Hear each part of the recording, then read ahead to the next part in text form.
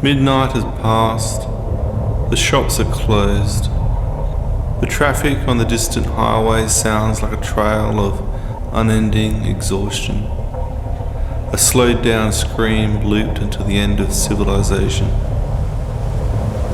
The dull moon is as still as the fishbowl next to my TV.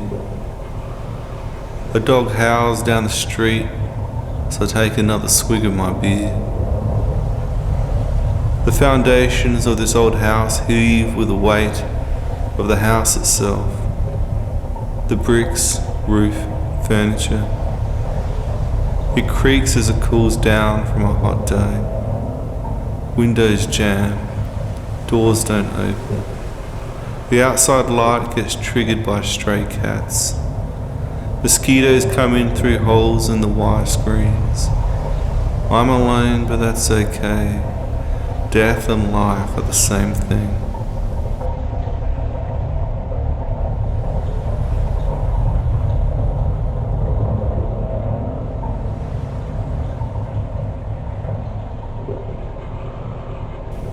I rarely go to parties, but this one I thought I should. A housewarming. On the foot of the Adelaide Hills, the property overlooked a valley down to the city.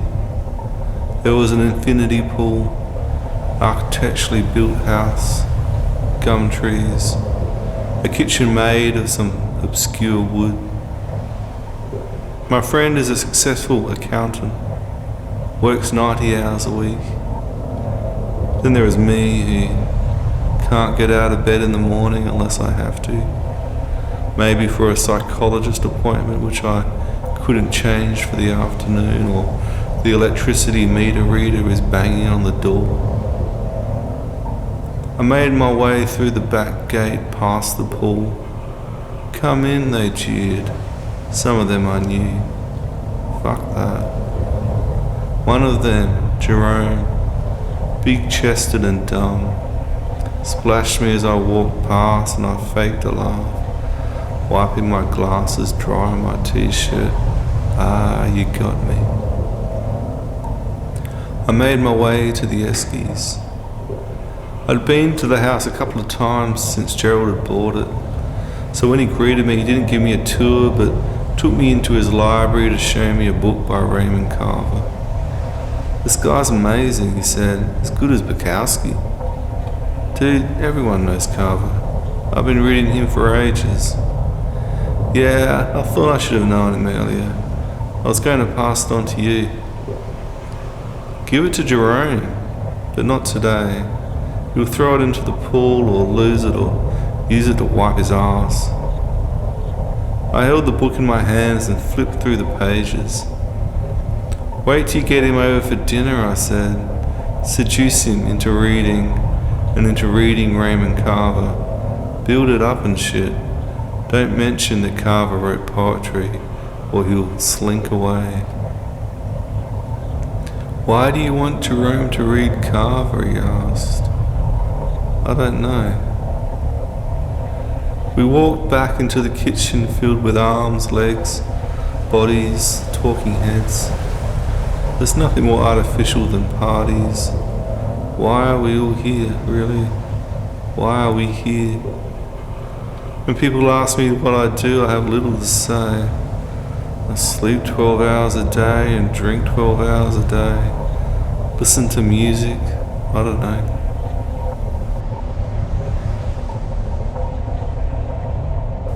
Brahms' piano trio plays on my little radio as 2 bottles of wine have been drunk and 3 poems have been written.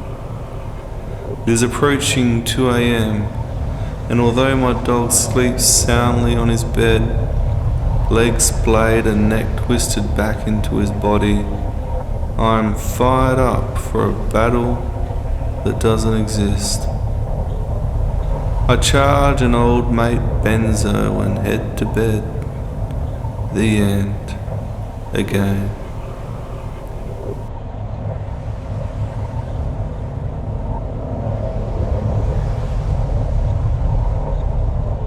It was hot and it was a Sunday, and although we didn't feel like doing anything, we thought we better do something. Otherwise, the night would come and Sunday would be over and the dull grind of a new week of work and chores would begin. Our car had been broken down in the driveway for a week, so we borrowed my sister's old four-wheel drive and headed towards the south coast. But my wife wasn't happy. 40 degrees and our daughter was grizzling. No air conditioning, and because it was my sister's car, there was no sunshades on the backseat windows. Even the steering wheel burned your fingers. "She's getting hot," my wife said. "We're halfway there. We can then dip her in the water." Farther up the freeway, I was forced to stop for roadworks. 2 lanes of cars were banked up. "She's really fucking hot, do something," said my wife. I didn't feel the situation was dire, but there was nothing I could do anyway. A concrete barrier between the 2 sides of the freeway and boxed in. "Do something," she said again. I honked the horn.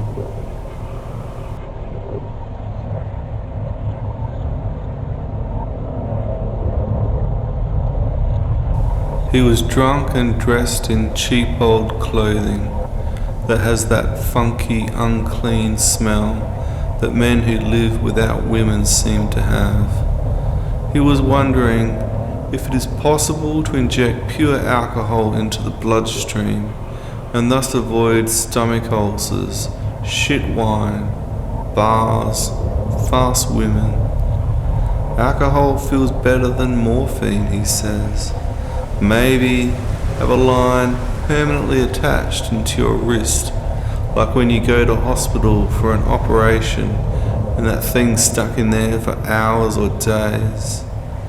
It's probably possible, but the wine industry won't have a bar of it, and the pubs and shit. He became unbalanced and fell off his stool, but like a cockroach that never dies, he climbed right back up and ordered 2 shots of tequila. I like this guy, I thought. If a fight broke out, he'd steal money from the till.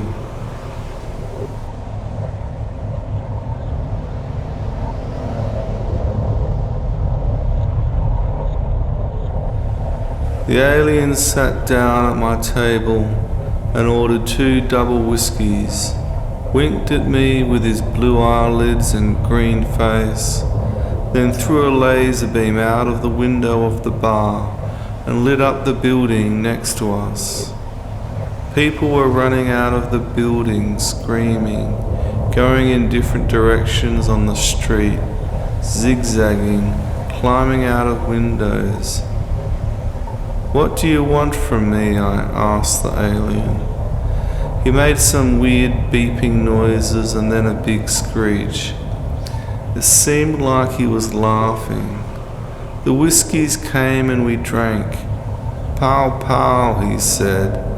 I started to laugh with him. He's gonna kill us all, I thought.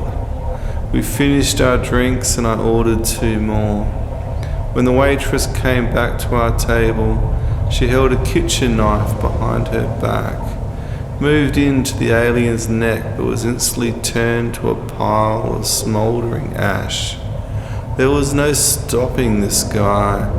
We drank 2 more whiskeys. I waited for my turn.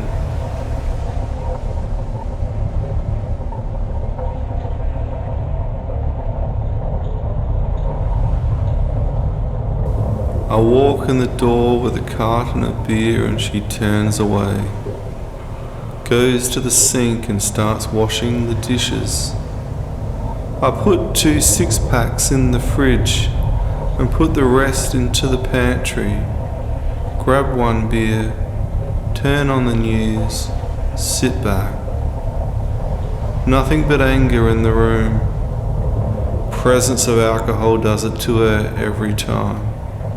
She's lost 2 male friends to it and my drinking is like a trigger. The TV informs us of the latest terror attack. Visions of men in black, flag waving, holding guns.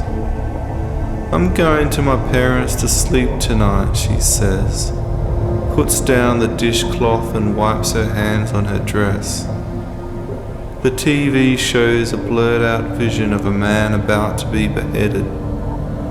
I swig my beer and exclaim, "No one in this world is happy. Forget your own beautiful magazines, babe. I'm going. Stay here. I'm going. No man is perfect."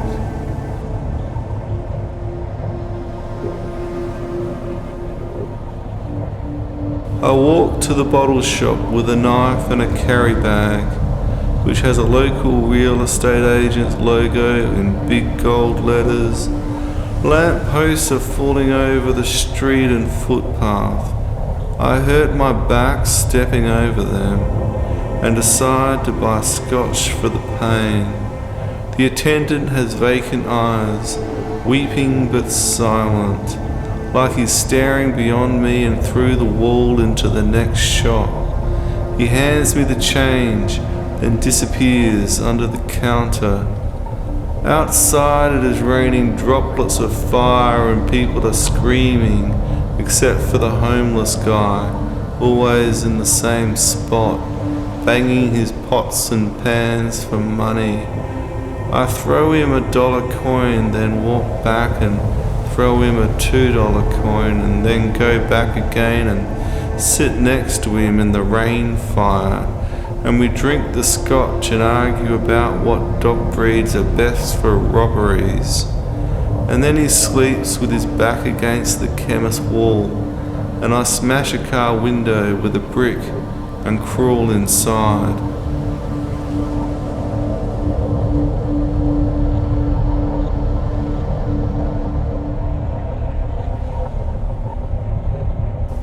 When the flood comes, the news antennas will no longer work, and the chatter on the streets in the homes and gardens will cease. The music will sound its last note. The lovers will not finish their sex. No climax. No walk to the bathroom to clean up. When the flood comes, insects which once chirped and beeped and screeched will now be swallowed by a little fish. The ocean will regain its kingdom. The waves on the surface of the ocean will make no sound. Poetry will be forgotten. The Greeks, the Chinese, even Buddha will be gone.